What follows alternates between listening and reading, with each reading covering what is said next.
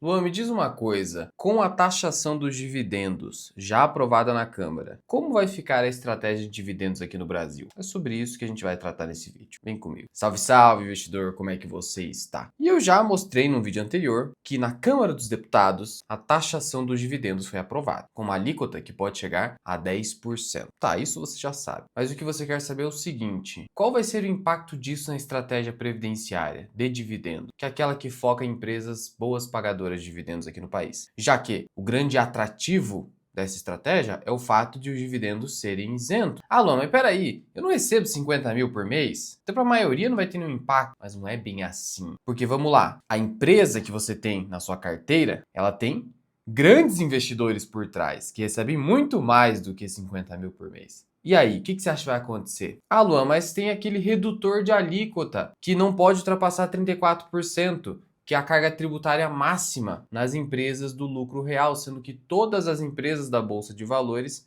são do lucro real. Isso é verdade. O que seria essa alíquota máxima de 34%? 25% de imposto de renda pessoa jurídica e 9% de contribuição social sobre o lucro líquido. Isso é verdade. Só que o grande problema é que na prática, por mais que essa alíquota seja a que está na lei, muitas empresas da Bolsa de Valores e muitos setores acabam se beneficiando de alíquotas efetivas menores. Então você tem uma alíquota nominal de 34%, para bancos e outras instituições financeiras é ainda maior, só que a alíquota efetiva da prática acaba sendo inferior em diversas empresas, em diversos setores, especialmente por conta de subsídios e incentivos fiscais. Vou te mostrar isso aqui na prática. Tá vendo aqui? Essa tabela é um estudo publicado pela FGV que mostra pra gente o seguinte, olhando para empresas da Bolsa de Valores, que a alíquota média por conta dos incentivos em muitos setores e em muitas empresas é de 18%. Há estudos que mostram 20%, mas dificilmente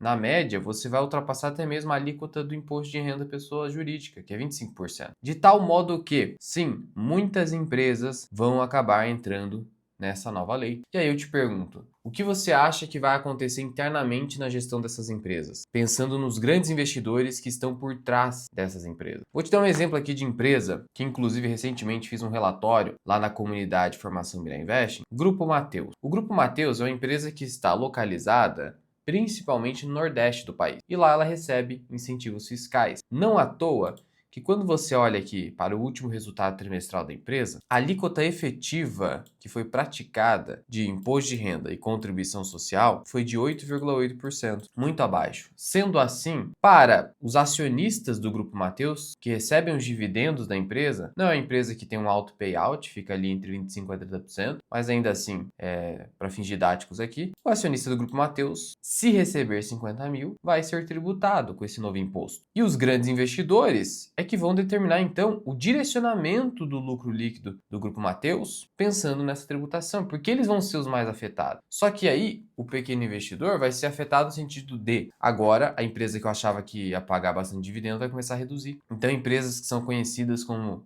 vacas leiteiras, com a BB Seguridade, eventualmente a gente pode ter aí uma redução de payout e um foco maior em recompra de ações. É o que acontece nos Estados Unidos. O dividendo nos Estados Unidos não vale a pena do ponto de vista matemático. Por isso que o Buffett nunca pagou dividendo pela holding. Nunca pagou. Porque não vale a pena. Simplesmente não vale a pena. Exceto se, de fato, o gestor não tiver nada para fazer com aquele dinheiro, com aquele excesso de caixa gerado pela empresa. Ainda assim, tentar forçar uma recompra de ações, se possível. Se possível. Porque nem sempre a recompra será boa também. Sabe por quê? Vamos lá. Eu vou pegar aqui outro exemplo de empresa. Vou pegar a VEG, que é uma ação que caiu bastante nesse ano. Ela chegou aqui em cima num topo lá de quase 60 reais, né? Vou até trocar para cotação padrão e a gente chegou aí nos 58 alguma coisa. Tá, supondo que VEG tenha chegado a 60 reais, tipo aqui nesse topo, e a gestão tenha preferido reduzir o payout, que hoje em VEG fica entre 40% a 50%, bem alto,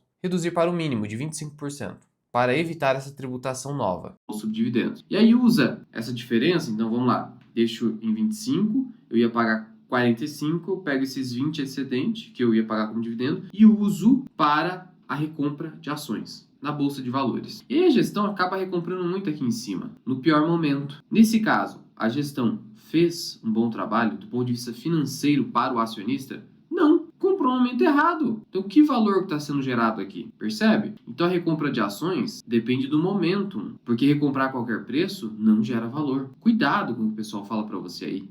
O Buffett sempre alertou. Sim, a recompra de ações geralmente é muito boa, quando feita nos melhores momentos. Se não, é só uma estratégia para remunerar executivo. Por quê? Porque o cara ali recebe stock option, isso dilui a base acionária, e aí a gestão vai lá, onde o diretor se beneficia com conflito de interesse, aprova a recompra, e aí recompra a qualquer preço só para esticar o preço. Cara, tem que tomar cuidado com isso. Então, note o seguinte, vai monitorando a recompra de ação e vê quando que a gestão está recomprando. No topo, quando o mercado está caro, ou quando a empresa está cara, aí não, aí está destruindo o valor. E isso vai ser algo de maior vigilância para o investidor brasileiro a partir do ano que vem, quando o imposto sobre dividendos começar a vigorar. Então, sim, teremos mais recompra de ações. Só que a gente vai ter que tomar cuidado. Inclusive, eu já havia alertado sobre essa falta de transparência hoje no que toca a recompra de ações, tanto assim que a CVM, há alguns dias, está ali querendo alterar as regras da recompra de ações,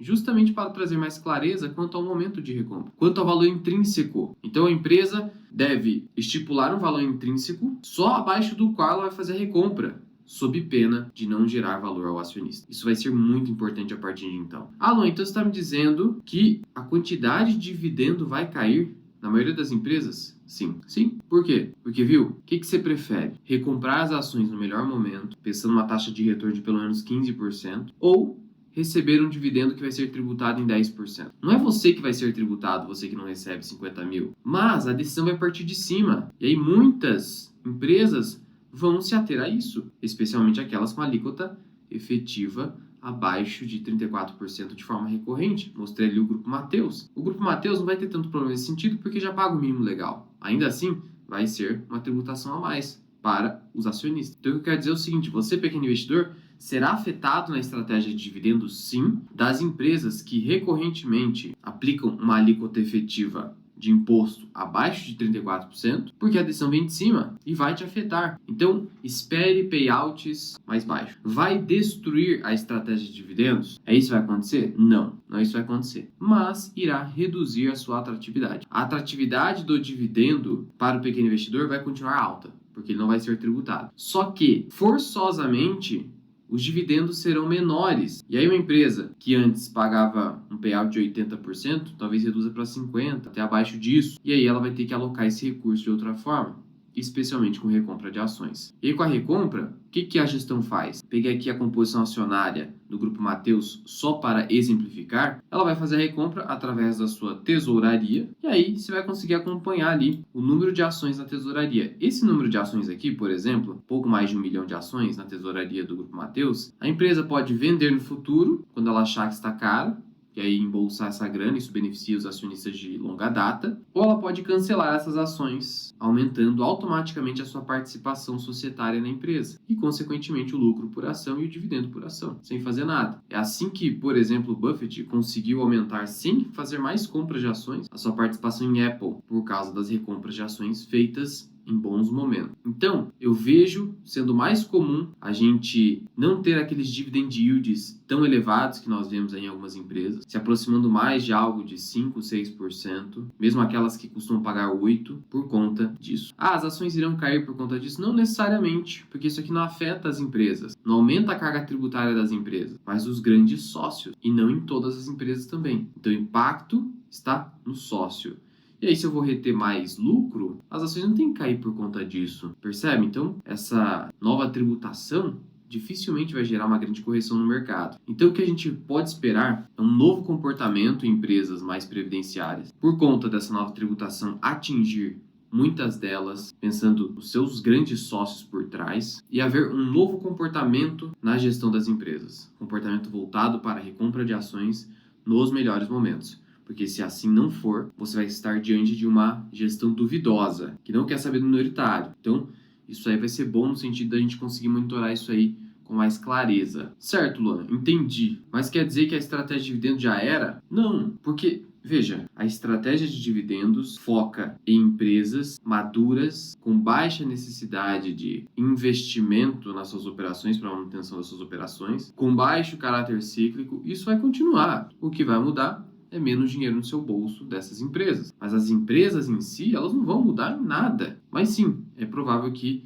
você comece a enxergar menos dividendos caindo na conta. Isso pode eventualmente beneficiar os fundos imobiliários, o pessoal querendo migrar para fundos imobiliários, mas isso aqui também mostra que você precisa ter uma estratégia que não fique dependente de dividendos não serem tributados. Até porque esses 50 mil que foi instituído atualmente, quem garante que ele será reajustado ao longo do tempo? Porque vamos lá, hoje pode parecer muito, principalmente para o pessoal da classe média e baixa. Mas eu te pergunto, daqui 10, 15, 20 anos, será que 50 mil vai ser muito? Ah não, mas aí os políticos vão reajustar. Sério? Quanto tempo ficou para reajustar essa tabela do imposto de renda para 5 mil reais, que agora o Senado está querendo até mesmo mandar para 10 mil? Que eu acho justo. Quanto tempo? Não dá para confiar. Então isso abre até mesmo um precedente hoje para você ter no futuro uma tributação de dividendos que vai ficar muito mais ampla. Então é provável que vai haver sim uma mudança de hábito da gestão quanto ao tamanho do payout. Até mesmo empresas como Taesa, que são conhecidas como grandes vacas leiteiras, BB Seguridade, Caixa Seguridade. Mas, de novo, você não deve escolher as empresas por conta do alto payout. Não é uma boa ideia fazer isso. Você fica dependente de uma coisa que está completamente fora do controle. Mas lembre-se, essas empresas possuem alto payout porque elas conseguem gerar excesso de caixa. Então, elas continuam sendo boas empresas. Percebe isso? E aí, esse excesso de caixa vai te beneficiar de alguma forma. Exceto se a gestão, porque está com muito dinheiro, começar a fazer investimento ruim. Mas dificilmente isso vai acontecer, porque o comportamento dessas empresas que pagam muitos dividendos é porque os acionistas ali querem ser remunerados.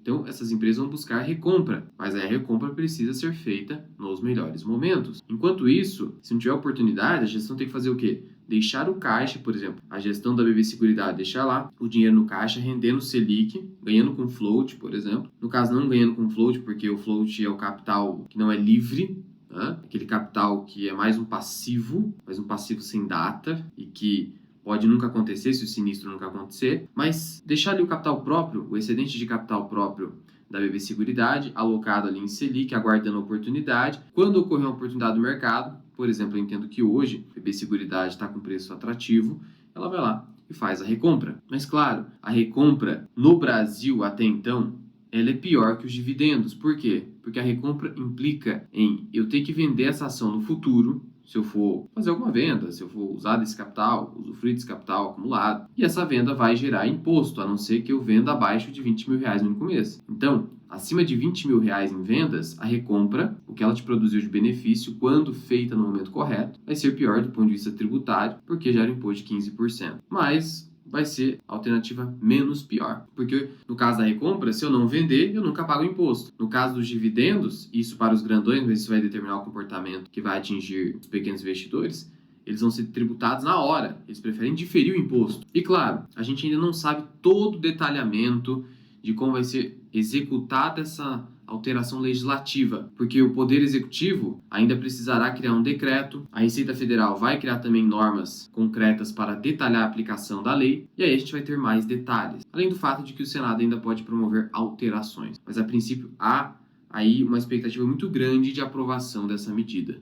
Porque é muito popular. Os mais pobres vão aplaudir. A maioria das pessoas irá aplaudir. Só que não pensa que esse 50 mil de hoje provavelmente não vai ser reajustado ou vai ser reajustado de maneira injusta lá no futuro, como é que vai ser por conta da inflação. E para os investidores que esperam receber altos dividendos, isso vai ser ruim também. E é provável que o payout das empresas seja reduzido e direcionado para a recompra de ações, porque, por uma questão lógica, os grandes determinam o destino do capital da empresa, não os pequenos. E você vai notar que eu sempre busquei aqui te ensinar a não ficar só dependente de payout, de dividendo. Por isso que eu também não faço oba-oba com fundo imobiliário, esse tipo de coisa. Porque isso é algo muito frágil, muito frágil. E você precisa, então, saber escolher bem o negócio, a empresa, e fazer cálculo, fazer conta do valor intrínseco, para que o seu retorno futuro seja independente de ser pagamento de dividendo ou recompra, porque essas coisas podem mudar de acordo com a vontade política. É por isso que eu te convido a conhecer minha comunidade, a Comunidade de Formação Mira Investing, FMI. Aqui você vai contar com o meu curso, Formação Mira Investing, dentro da assinatura da comunidade. Além disso, no plano anual, você conta com os meus relatórios de análise, somente das melhores empresas da Bolsa. E você vai notar que, por exemplo, aqui tem Equatorial,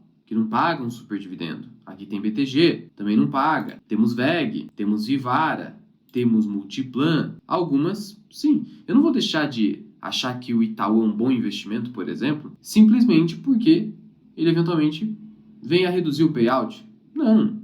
Sabesp também não é uma exímia pagadora de dividendo, mas a análise não se restringe a isso. Tem ainda análise de carteira dos membros em vídeo. Tem os vídeos semanais, publico 3 vídeos por semana, exclusivos para membros. E nesses vídeos eu trago temas que eu não publico no YouTube. Eu não deixo público, porque são análises de empresas que não tem como eu trazer um vídeo público. Então ali tem Ipera, tem Dimed, tem Vamos, tem Cury, tem Fras-le.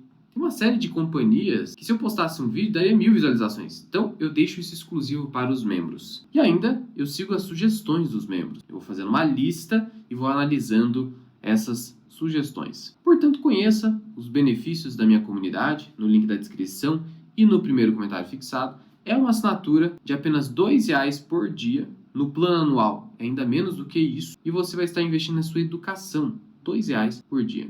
Link aqui embaixo. E aqui em cima eu vou deixar um vídeo para você onde eu te mostro como você calcula o preço teto de ações e fundos imobiliários.